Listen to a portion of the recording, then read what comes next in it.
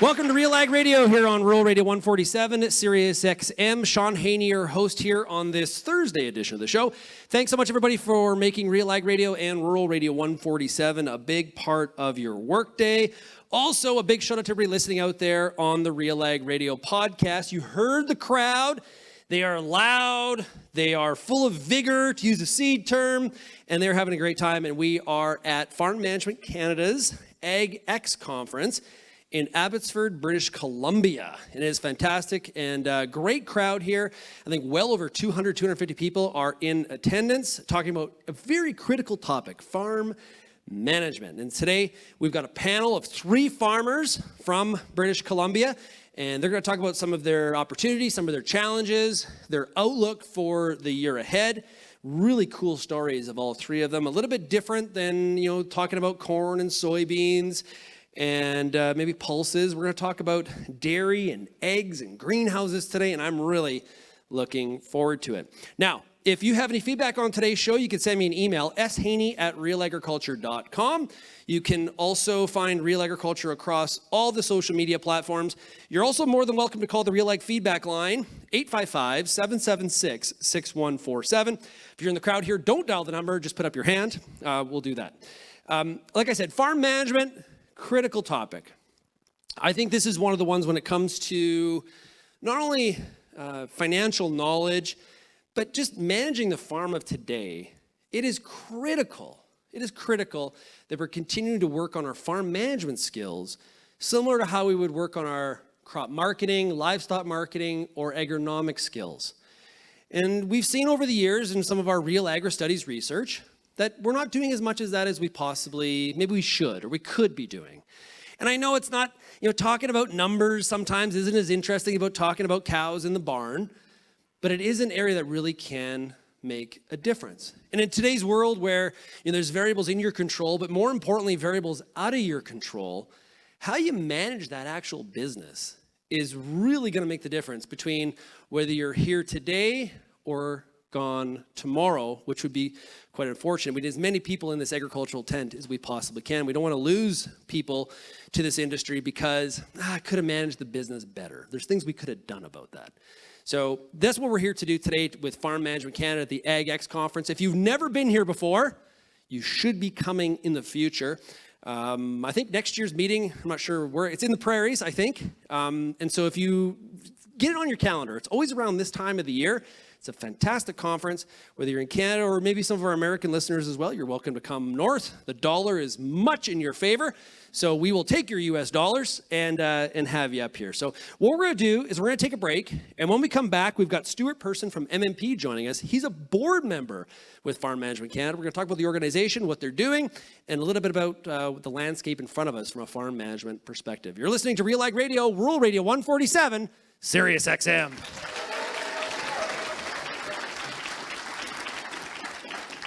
You guys are great.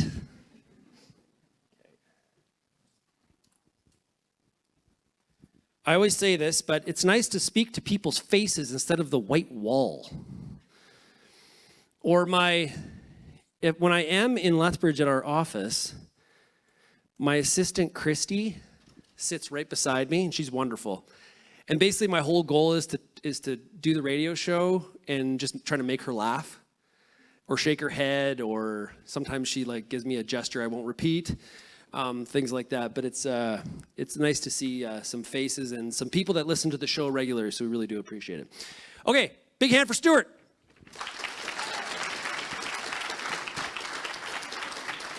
AV guy, we're still on there recording? We're good, because that is a problem if we're not. Okay, here we go. 3, 2, and 1.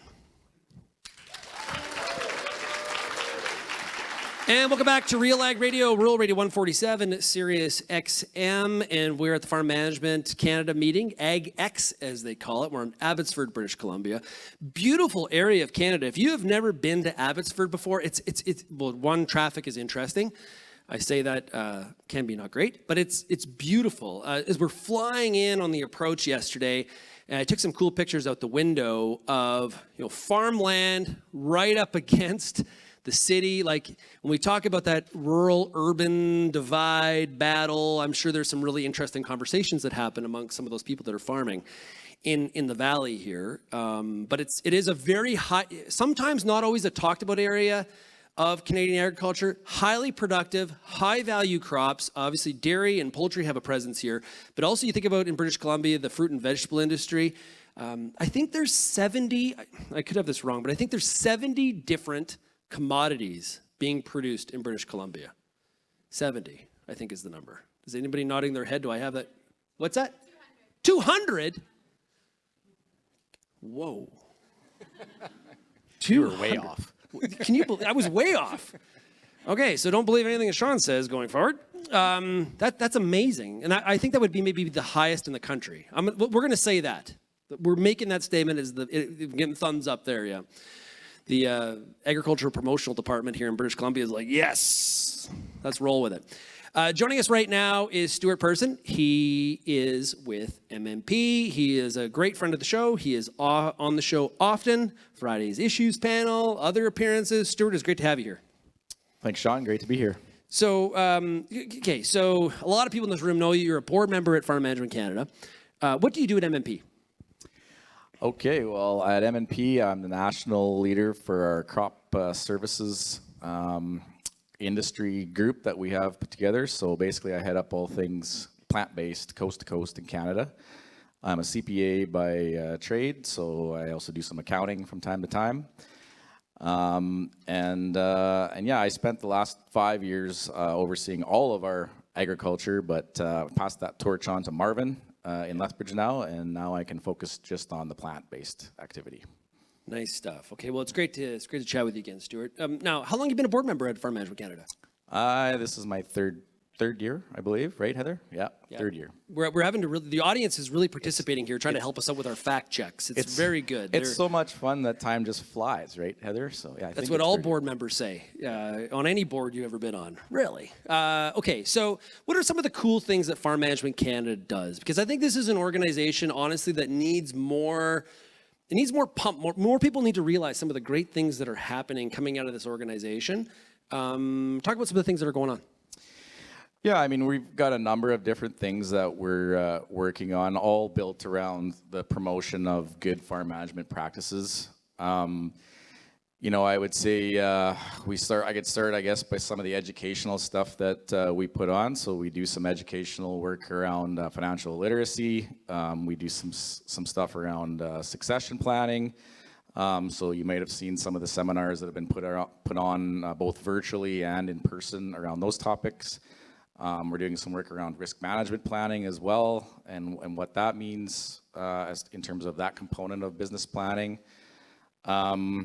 So that's some of the stuff we're trying to engage directly with industry on. In some cases, we're doing that on our own, and in other cases, we're partnering with different associations across the country that want to provide that to their membership, and we provide them with a platform to do that that's kind of ready to go for them and makes it easy on them. So I think across a number of different topics, one of the challenges that agriculture has is our greatest strength is the diversity and all. Just we just talked about the 200 commodities produced here in British Columbia, and then you look at what's going on in the prairies, in central Canada, Atlantic Canada. There's a lot of diversity. There's, you get to travel the country, you see it, okay? When we're trying to apply policy, or we're trying to apply even, say, farm management learning, everybody's at a lot of different stages. There's all shapes and sizes and different things being done. It's actually, it's really kind of difficult to make it all happen, to try to move that needle, because so many people are starting at a different spot. We know there's gaps, but how do we move the needle with so much diversity? Yeah, I agree. I fully agree with that statement, and I think a lot of our role is to promote the concepts. So promoting the concept of, for example, risk management planning. We could pick on that one. Yeah. Getting out and explaining to people the importance of risk management planning and what it can do for you and what are all the benefits to doing that. In those sessions, for example, we're not going to do a risk management plan for you, because every farm in Canada is going to their risk management plan is going to look something different. And especially when you have 200 different commodities you're producing, you're not going to have the same risk management plan for a blueberry farm than you're going to have for a dairy farm. So, I think our role is more on promoting the concepts and getting people into that mindset that this is important and I should be doing this. The next phase to that is going out and actually doing it, which generally would go outside of the scope of what we're doing, and you'd have to start looking for a professional to help you with that. Well, actually, you bring up risk management plans. I thought I'd pull up some data because you and I did this together. RealAgRadio Studies and MMP did it. And we asked farmers, what do we have here? Do you have a formal risk management plan in place on your farm? 39% said yes.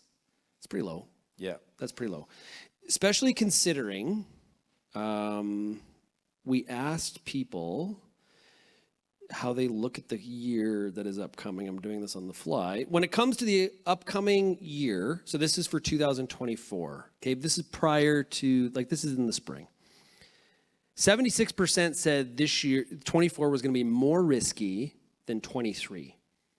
Yet, we identified that, because I think true, like commodity prices sliding, input prices being sticky, I'll agree with that. It is more risky. At the time, interest rates were higher than the year prior. But we don't have that's not turning into a risk management plan. I think that's in the area where an organization like Farm Management Canada comes in. Yeah, 100%. I mean, it's interesting. One of the, as we, myself being a farmer as well, we didn't talk about that at the start, but I do farm as well in Saskatchewan, so I know it firsthand, and then talking to our 20,000+ clients we have at M&P over the course of my career. I haven't talked to all of them, I will admit that, but the anxiety that's out there around, what happens if the weather doesn't cooperate, or you just talked about, the whole situation with the United States and what trade issues we might face there. There's all of these factors lined up that we can't control on a year-to-year basis. We can't control the weather. We can't control government decisions around policy and whatnot.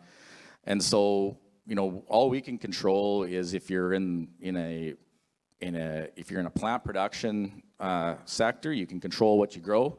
And if you're in a livestock sector, you can control, the health of your livestock and what you produce there, but you can't control all these other factors. So risk management is really putting a plan in place to say, how do I deal with all these things that I can't control? And I think it's so important to look at that. And you guys talked just before this session about land and, the price of land going up, and will people buy land or will they not buy land, and what's the confidence level of the industry. I can tell you right now that, even in times like this, when, if you're in the grains and oilseeds business right now, you're probably a little pessimistic. Your data showed that on your study. But those producers who do a really good job of business planning and have a really good risk management plan in place that they understand are way more likely to still be buying land in this environment than those who don't, because those producers who with the plan understand what's my downside risk, where are my backstops, and if they understand that and they realize they have a good backstop in place, their confidence level is a lot higher in terms of making investment decisions. Yeah, and I didn't show it, but because we didn't have enough time. But if you look at how the livestock sector feels about the year ahead, much more positive, right? So dairy for sure, ranchers, beef producers, they're feeling better about the year ahead because hey, those commodity prices have slid off, and cattle prices have been strong, and so there is differences across the sector as well. And you bring up a good point. With some challenging times brings opportunity. I remember, I've told the story before on the air, so I apologize, but I remember at the beginning of the pandemic, we were talking about packing plants shutting down, and there's challenges, can't ship anything, and all these things were going on. And we were concerned about the prices and ad hoc programming and all this kind of stuff. And I interviewed Dr. Jim Mintert from Purdue. And I was talking to Dr. Mintert about, geez, challenge and what's going on. Oh, I was kind of being a little bit, maybe running around with a chicken with my head cut off. And he says, Shaun, whoa. With this kind of environment brings opportunity. And this is where if you have a strong balance sheet, you have good free cash flow, this is a time where this is where the farm management actually really shows itself, and not just all of a sudden you start to think about your income statement, and we got to pay attention to the numbers, honey, because they're not as good as they were last year. It's you've been doing it. You set yourself up systemically in your business so that you can really take advantage of maybe some challenging times that unfortunately maybe some of your neighbors who haven't been focused on farm management don't have the advantage of. So I think it's kind of that time right now. Yeah. You're bang on. I mean, and the reverse is also true, where those who have a good handle on their numbers and understand what their situation is, they also won't make investments that they shouldn't make. So if it's not the right time to be buying, maybe it's the right time in the market to be buying, but if they can't afford it, they will be disciplined enough to not make that bad decision. Because it doesn't matter whether it's a good deal or not. If you can't afford it, you're going to put yourself in a bad financial position by buying something that you really can't afford to pay for. Well, Stuart, this has been a lot of fun. We've got a farmer panel we got to get to. But first, before I let you go, I would always joke like, hey, are you wearing your MMP underwear today? But you were actually wearing MMP socks. Yes. That's pretty fun. Those are pretty sweet. I'm wearing my Oilers underwear. That's not very good. We'll end it right there, everybody. Stuart, thanks. I do have to ask you one question. What's that? So Shaun is a huge Chicago Bears fan. You know what the colors of the Chicago Bears are, It's right? Oilers, I know. So you would be much better off to switch from the Flames to the Oilers, and then your colors would all match. I can't do it. Can't do it. Can't do it. I tried to switch out of being a Bears fan one year because it is a life of misery. My boys ask me all the time, Dad, why are we cheering for this stupid team? I'm like, guys, it's a commitment to misery. And if you've watched any Bears games the last few weeks, it's exactly that. It's unfolding like it always does. I can't switch. I'm a diehard till the end. Refrigerator Perry. Being a Saskatchewan Roughriders fan, I feel your pain. Yeah. Except we don't wear watermelons on our head. Okay, we're going to take a break, and when we come back, we've got a great farmer panel lined up. We're going to talk about farm management and other outlook for the year ahead. You're listening to RealAg Radio, broadcasting today from the Farm Management Conference in Abbotsford.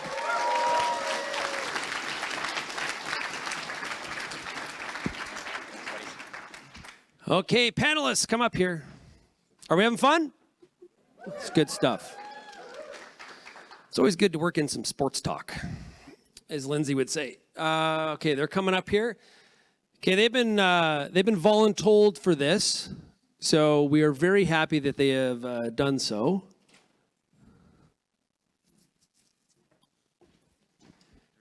Yeah, go Stan Sarah Campbell.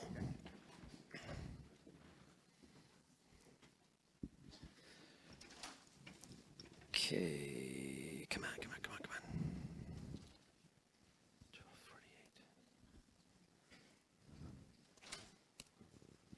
Okay.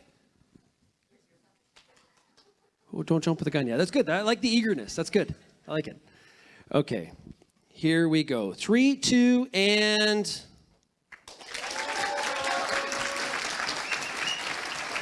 And welcome back to RealAg Radio, Rural Radio 147 at SiriusXM. Like I've been saying, we're broadcasting today from the Farm Management Canada AgEx Conference in Abbotsford, British Columbia. We've learned a lot of things here so far, like British Columbia produces 200 different commodities. How about that diversity? A lot of interesting stuff happening. Don't get out here enough. I really have been thinking about that the last couple days. Just so much happening in agriculture in the province of British Columbia, and it's great to be here again at the AgEx conference. Okay, we got a farmer panel here today. I'm looking forward to this because we don't always dive into these commodities. We got 3 really cool stories, unique farms, and they're going to kind of talk about that today, and we'll talk about some of the challenges ahead and all that kind of stuff. So it's going to be fun. I've promised them that at least. Up first, now, Stan Vanderwall, Rainbow Greenhouses. Stan, how's it going? It's going great. How are you? I'm doing good. I feel like you're kind of a local too, because Rainbow you have a facility out in Iron Springs, which is not too. I actually grew up in Iron Springs, so I feel like I kind of know you. Yeah. This is definitely home. Yes, it's a little colder, a little more windy out there in Iron Springs. Yeah, probably when you first built the greenhouse out there, you're like, whose idea was this? This is way colder than Abbotsford. Tell us about the operation. So we're flower growers, our key business. We sell to customers like Home Depot, Costco, Walmart, IKEA. So the tough guys, I guess you could say. So it's all about negotiation. It's about trying to understand where the market's going and and there's tons of opportunity. What kind of flowers?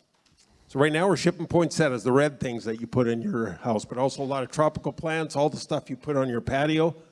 Yeah. How did the history? How did you get into that? Because that's just not. Hey, all of a sudden we're going to build a greenhouse and Home Depot's going to be a customer. So I grew up as a kid, dairy farming and cattle and crop farming in the Midwest. Born in New Jersey, moved into Canada in '76, and Dad decided enough of washing cows in the mud because it rains in BC. So he decided to get in the flower business. So here we are. I'm the oldest of 10 kids, and my wife and I started the business 39 years ago now. Wow. And it's been a lot of fun.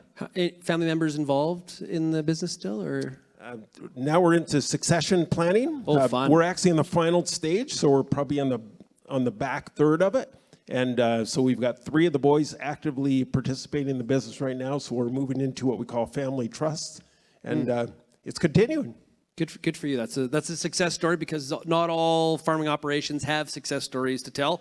My family farm is a tragedy. So congratulations that you're on the good side of it. Also joining us here today is Sarah Sash. Okay, Sarah, tell us about your farm. I'm a dairy producer here in the Fraser Valley. I actually farm right next door to, I think, Stan's original greenhouse. So, Really? We farm about 180 acres, about 100 acres of corn for the cows, 80 acres of grass, milk about 161 today, I think. And I farm with my husband and my brother-in-law. So. Oh, cool. Okay, and how long have you been at that spot? They've been like their family since the early 70s. I am a farm import, so I'm married into this, and I spend a portion. Did you just say you're a farm import? Yeah. I'm a communicator in the ag world. Okay. But I married into the dairy farm. I manage the heifers to 1 year, basically, and then I spend a lot of time in the industry. I'm a director of BC Dairy and Dairy Farmers of Canada as well. Oh, good for you. Okay, and I was on your website earlier. You've got, I was snooping and seeing what's going on here. Got to do some espionage. And you've got robots too, right? How long have you had those? We installed the robots, I think, 2015, so 9 years. So we're just looking at potentially adding one next year. So they're working great. Made a big difference? Oh, yeah. What is the biggest difference? I would say the production of the animals.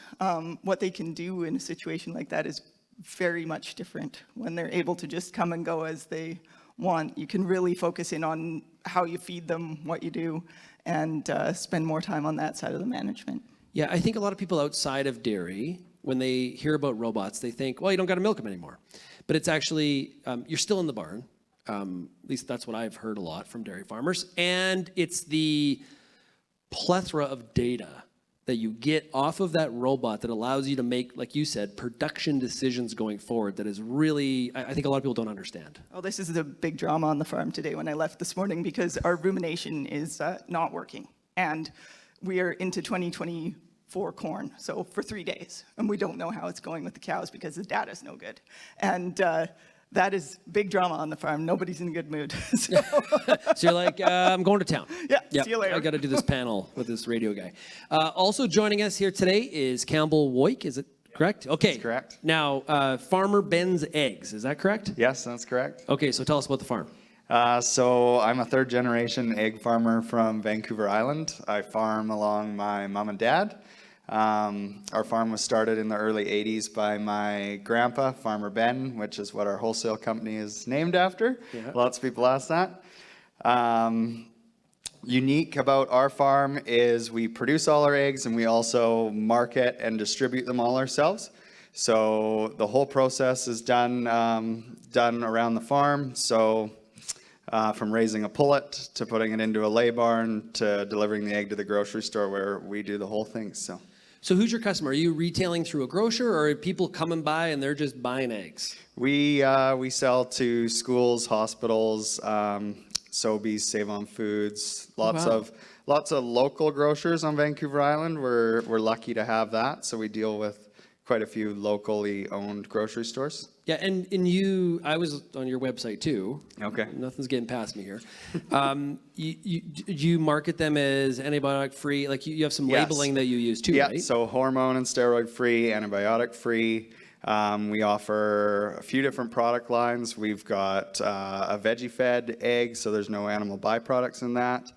We've got free run, free range, some enriched colony housing we just put in a few years ago, and we're looking at doing another building of that soon. Okay, I'm poultry stupid. What is that? What you just said? So, Egg Farmers of Canada has set a goal for 2035 that Canada will be cage-free. Right. So, enriched colony housing is what we feel best for the bird.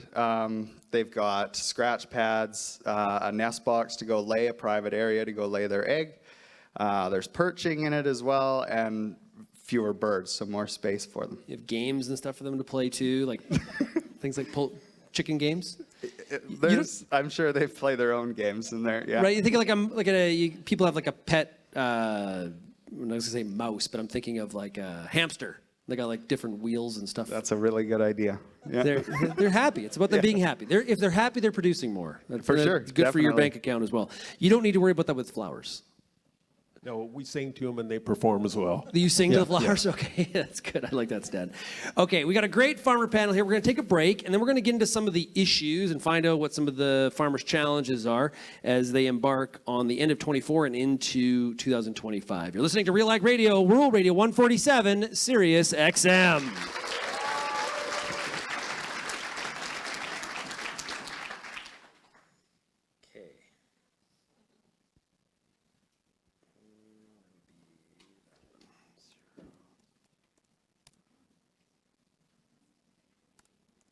You guys are doing great. Okay.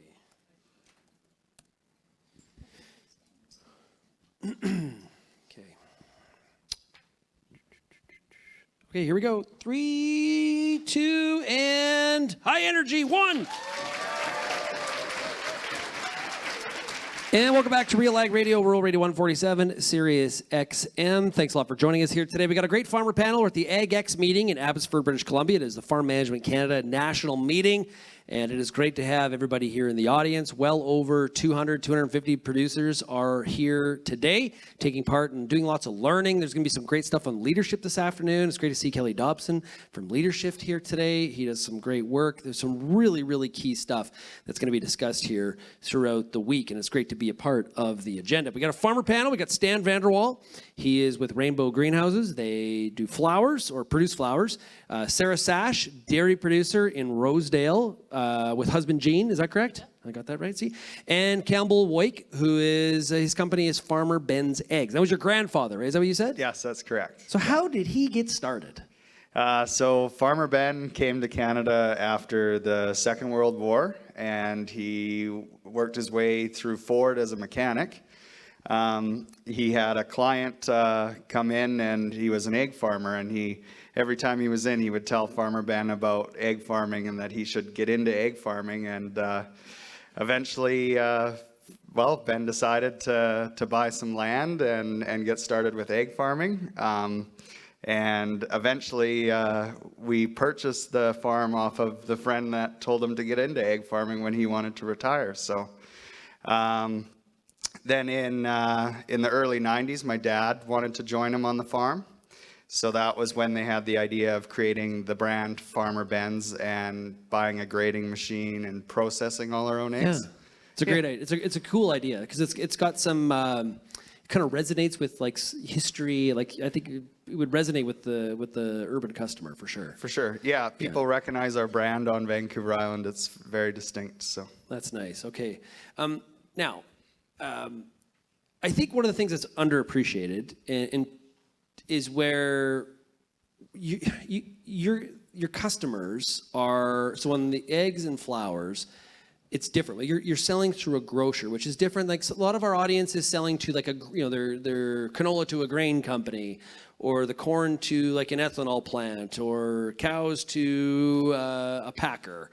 The milk truck shows up at Sarah's place, but selling to a grocer is it's got to be a little bit different challenges. Is it, Stan, or like how do you view it?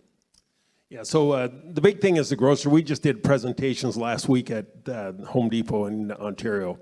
A big part of what we're presenting is market trends. What's going on? They want us to be the expert in terms of where the market's going, what's going to be popular next. Often they talk about what's the next $1 million SKU. So it's all about just saying, how are we going to drive dollars? You talked about transactional a little bit earlier. And I would say these retailers are very based on transactional. What's going to drive transactions? That's the key word. How are you going to cut your costs? Do it for less? No, well, yeah, they're always focused on that. Of course, I'm focused on getting more, but they're looking at how we're going to drive more sales. How do we get comps over last year? Okay. Sarah, from your perspective, do you identify with any of that, or like it's a little bit different for dairy? Yeah, I think that's what was super weird to me when I married into a dairy family. You put the milk in the truck, it leaves the farm, and you're like, okay, what now? Yeah. So that's how I became more involved in the industry and what happens with it there. But I would say on our side, it's the processors ultimately that we're having the relationship with them. What are they looking for? What do they need to have producers do on their farms to give their consumers the confidence to purchase products that ultimately come from us but aren't really being direct sold from us to the end buyer? So Sarah, earlier I had on the board, I showed in our Real Agri Studies data, biggest concerns that farmers across Canada have for 2025. And there was commodity prices, input prices, weather, and equipment prices.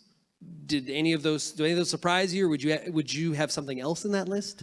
I think all of those. I think for dairy specifically in British Columbia, cost across the board has been a huge deal for us. We're supply managed. We're in a national system where the price is the same, but we're an extremely high cost environment. So in BC, we've really been having to work within the national system to figure out how we're going to deal with that. Okay, so stupid question for everybody listening. What makes your cost different than others? Land costs for sure. Yeah. That's easy. There it is. Yeah.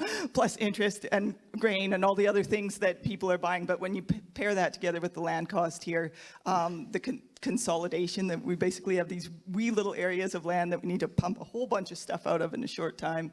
All of those things together are creating a definite cost challenge for dairy in British Columbia. What does land cost here? Stan would know better than I do. Well, it's dropped a little bit in the lower mainland. Thus, we feel land prices are dropping in the Fraser Valley. Chilliwack example, 3 years ago, bought a piece of land, paid $138 an acre, with 3 zeros behind it. And a piece of land right across the road, nicer piece of land, was for sale for $89,000 an acre, literally a month ago. Wow. So that's, and I would say that has a lot to do with what Sarah's talking about, the carrying cost of There's land. no and buyers in the no market. Because it's also hard, like you get that one piece of land, but it's hard to expand past that, right? Is that a factor? Yeah, it's a huge factor right now because ultimately for producers, we're having a lot of positivity in the dairy industry in British Columbia now. It's a lot of opportunity. There's likely going to be some growth, but producers are strapped and are trying to figure out how they're going to navigate growing their businesses in the context of having been very, very challenged in their business side for the last number of years. Wow. Okay. So all of a sudden that land in Saskatchewan's looking a little bit cheaper. We're coming, Ian. Yeah. What about on Vancouver Island? Vancouver Island, the land price is around $70,000 an acre, so a little bit lower than the Fraser Valley, but we're full, so it's okay. There's no room over there. Stay out. I was actually in Victoria in the summer or in September and stayed at the Empress Hotel, that is wonderful. That's a cool hotel on the island. Yes, for sure. Absolutely. Okay. Risks. What are the risks to your business right now, Stan? I would say, so for us, our biggest single cost is labor. As one line item, labor is 28% of everything we do. So I would say our biggest risk is around availability of labor. And the second thing is getting the right people in and then thinking about what I call a cultural shift in terms of how we look at how we do things. So a constant innovation to improve rather than saying, we've done it for 30 years like this. Why can't we keep it up? Our world's changing. Sarah mentioned data. Big deal. Data is going to change the game 100% for us in the future. Data is going to be how we fine tune the business. Data is going to be how we measure productivity, how we're getting things right. If I look at our sales point of view, we have awesome data on sales. So we track everything. We know exactly what's going on. We know why customers buy, why they don't buy, and we know where the opportunities are. But when we look internally, operationally, it's our biggest challenge. What was your labor cost? 28% of sales. I love, right there, he knows the percent. You probably know down to the what decimal point. But 0.6 last month. yeah, there you go. Okay. So curious, interested in Campbell, when you're selling, like, so we're talking about technology and data. You're marketing Farmer Ben with a certain brand. Are the customers accepting if you're using all that technology in the back, like, and you're talking? Do those things resonate with your customers? I would say our customers are, well, going back a year ago, I think we had a conversation with Stan, my mother and me, and we were talking about how do we get more customers and how do we expand into a new market. And Stan said, you know, it's really important to look after your current customers, focus on that and grow with them. And that's been something that we took that message from Stan, and we've been able to grow with our customers, expand our shelf space in the stores that we're at, rather than going and trying to make a new relationship, work on the ones that we have. Explaining the technology on the farm to the customer, explaining our story that we're family owned, we're family run. That's really important to our customer. Yep. And I think Vancouver Island is a unique character. Everyone really loves to support local. I think the pandemic, you know, really pushed people towards that. When what's on the shelf, it's the local products. So, yeah. So, Sarah, you mentioned some of those challenges, but think about the year ahead, because I showed future farm financial performance, and if you look at the livestock sector, beef and dairy, more optimistic. So, and there's reasons for that. Feed costs, and cost of goods is one of those. For you, what are you optimistic about the year ahead about? Well, lots of things, actually. I'm really excited that we're getting better processing support in Western Canada. So there will be some growth in dairy in the province, which we haven't seen in quite a number of years now. There was a period where we kind of jumped forward and had a bunch of growth, and then there's just been nothing. It's been pretty stagnant for a period of time. So it's really exciting to be able to think about growing the business, to look at doing that. But I think we kind of just stagnated for a period of time and chose to invest that time in being way more efficient. So we drove all of our efforts into efficiency. Like, okay, we can't grow. What can we do right now? Like you've mentioned earlier, what's in our control? And so we really worked on, you know, how many animals do we need to raise? Exactly what are we going to feed them? How can we make the feed better? How can we make the animals better? All of that. And so we're really at a precipice of where we're really ready to drive the business forward. But I think the question would be maintaining that efficiency while embracing growth. Okay, but and with the differences in the Canadian dairy system with supply and management, when you're looking at those efficiencies, are you looking at how do we produce the same amount of quota with less animals? Is that how you're looking at efficiency? Because you're not rewarded or paid for more production. Yeah, well, unless you're going to buy more quota. Yeah, more production per animal, less feed cost, higher herd efficiency. Those sorts of things are things that we look at. Yeah, when you talk to people outside of dairy, another underappreciated point is you've been reinforcing the feed costs. Like it's like one of those things that when I talk to dairy farmers, it's mentioned all the time is the production costs for sure. Okay, we've got more to cover here at the AgEx conference with Farm Management Canada. We got a great farmer panel. We have one more segment to do, and we'll do that when we come back. You're listening to RealAg Radio, Rural Radio 147.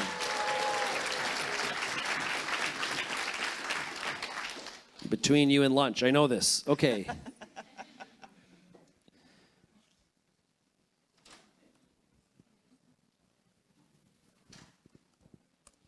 I have more questions. Does anybody have a question that they want us to work into with the panel here? You're gonna leave it up to me, eh? Okay. What piece of advice would you offer a brand new farmer to Run. No, just kidding. Yeah, no, that's a good question. Here we go. 3, 2, and 1. One of my favorite things to do is to do live recordings of RealAg Radio. Really appreciate AgEx and the Farm Management Canada group for having us back here this year. Really do appreciate it. It is a lot of fun. It is such a great group, energetic about the future of farming in Canada, and it's great to be a part of this event. So we got a great farmer panel here this afternoon, and they're doing a great job sharing some of their personal experiences and their stories. We got Stan Vanderwall, Sarah Sash, and Campbell Woik. Okay, now, during the commercial break, we asked the audience what question they would ask, and it was a good one that came out. It was, what advice would you give to, I will say, a young farmer or somebody that wants to start out in the industry? Campbell, do you want to take that first? Sure. I would say my advice would be to get involved and come to events like we have today and tomorrow. Coming out, meeting people is the best way, to make those connections and help grow your farm. So that would definitely be my piece of advice, is AgEx and similar conferences. So, Okay. Sarah?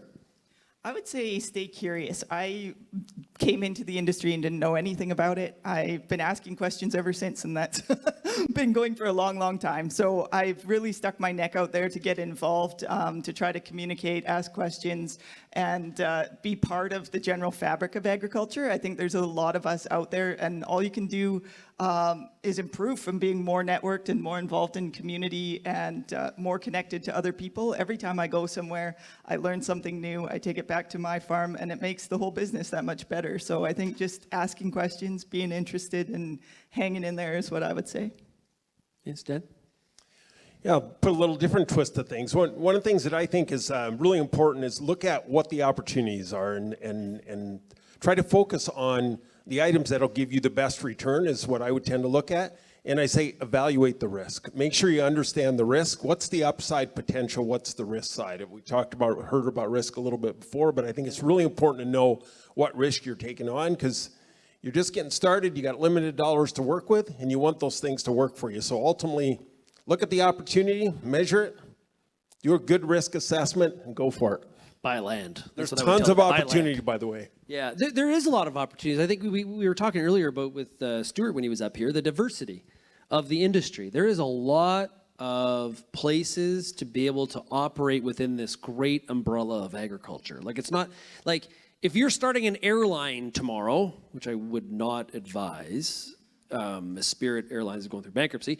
But if you're going to start an airline, you kind of know what that's going to look like. Right? If you're going to be an oil and gas driller, you kind of know what that's going to look like.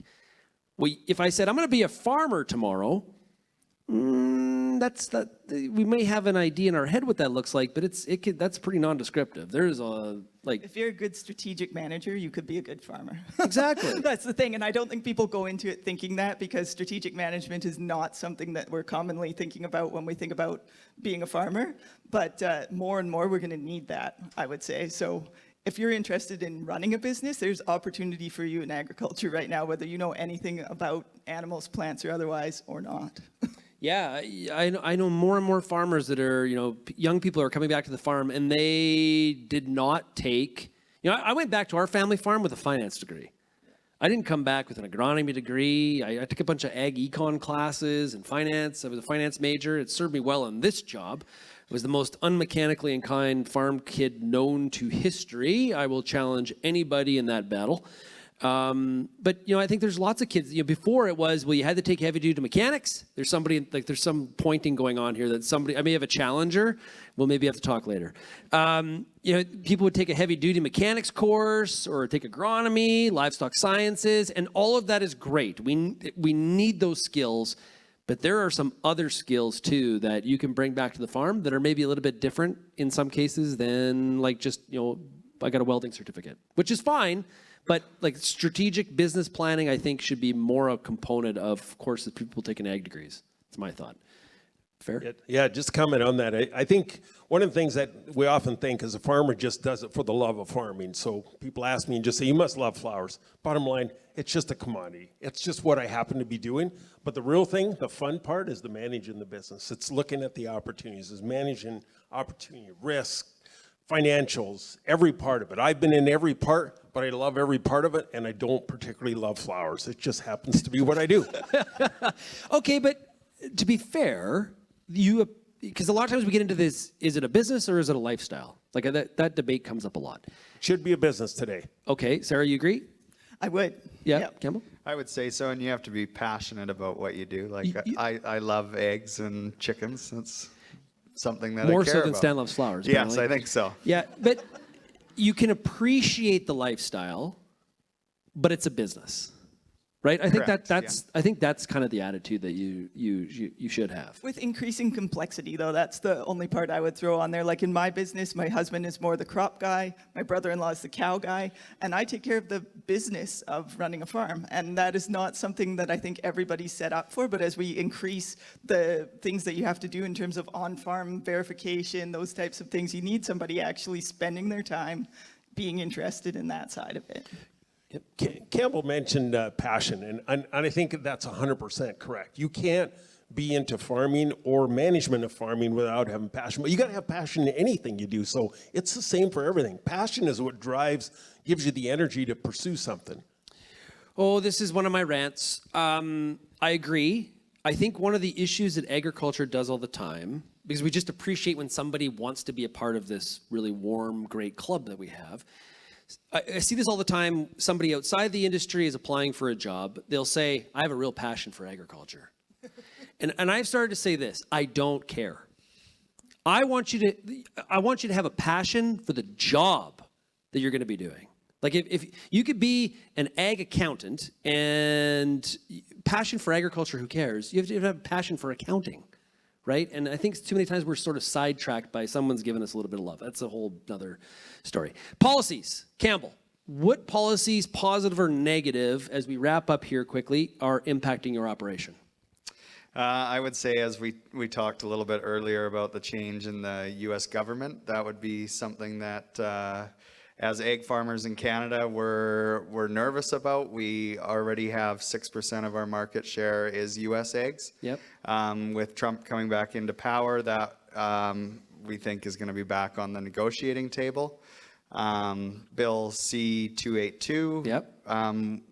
That would be, it would be really great for egg farmers if that was passed. And I don't know if we're there yet, but I would say that's something that we're concerned about for policies, giving up more of our market. It's, I'd rather produce the eggs than give up market and, have a financial, sorry, we gave out your market, here's something to cover that. I'd rather farm it than farm the mailbox. Yep. Okay, Sarah? Yeah, what he said. Supply managed kids are sitting down here. But I think, we have to watch for what happens. Stan. Stan's getting itchy. He's like, no, free market, free market. But yeah, I think that side of it. But we could talk about all kinds of environmental things and carbon tax and all of that. Those are all challenges for us that we'll need to navigate as we go forward, like any other business in the country. Yep. Stan, how about you? Policy. Where do I start? So policy can be a pain in the you-know-what once in a while. We need good policy as farmers, and I think the key thing is we need policy that is foundational for supporting farmers being successful, not policy that backstops them because they may not be successful. So I think farmers are pretty innovative. Farmers know what to do. We see the optimism. They're innovative. They're willing to take risk in that, but we need good policy. So if bad policies are going to be put in place, they're going to have more mental health issues, and it's going to give less farmers opportunities for the future. But he's not talking about 282. Yeah. We'll talk about 282 when the show's over. I got some thoughts. But I think that the trouble with policy a lot of times is it's kind of out of our control, but it impacts us at the farm gate. Right, and that's kind of where some of the stress is. Whether 282 is an example of a policy. There's biofuel policies, environmental policies. I showed you a graph earlier where farmers are very concerned about environmental policies. right? And there's smart environmental policy, and then there's like, oh my goodness, what is this? I can't even, I'm concerned I won't be able to use this product or that product, or, fertilizer use. That was mentioned earlier today. Those are all things that impact farmers really across the country. And we've seen farmers kind of get unified around speaking out against some of those policies that are sort of contrived somewhere in a back room of a pub in Ottawa on too many pints of beer. Someone's got a great idea. Not a good idea. But that's the challenge that we have, is in keeping that voice loud to fight against some of those things. Right, Stan? Yeah, and I think one of the key things to always remember is for a farmer to be successful, he has to be financially sustainable. That's one thing. Environmentally and socially. We need the people of the country to believe in us and to see that what we're doing is the right thing. Great stuff. You've been an awesome panel. We are out of time, and we're in between this group and lunch. So we better wrap her up here. Stan Vanderwall, thanks so much for joining us here today. Really appreciate it. Thank you. Sarah, it was great to meet you. Fantastic. Great story of your dairy farm, and all the best to you in the future. Well, thanks for having me. And Campbell, you had a very cool story. I love that brand, Farmer Ben Eggs. I like that. Thank you very much. It was great to meet you. Okay, if you have any feedback on today's show, we'd love to hear from you. You can send me an email, shaney@realagriculture.com. You can also find Real Agriculture across all the different social media platforms, or call the Real Ag feedback line, 855-776-6147. Big thanks to the audience here at AgEx, the Farm Management Canada meeting. Big thanks to Farm Management Canada for having us back. And thank you so much, everybody, for getting real and getting connected with Real Ag Radio. Cheers, everybody.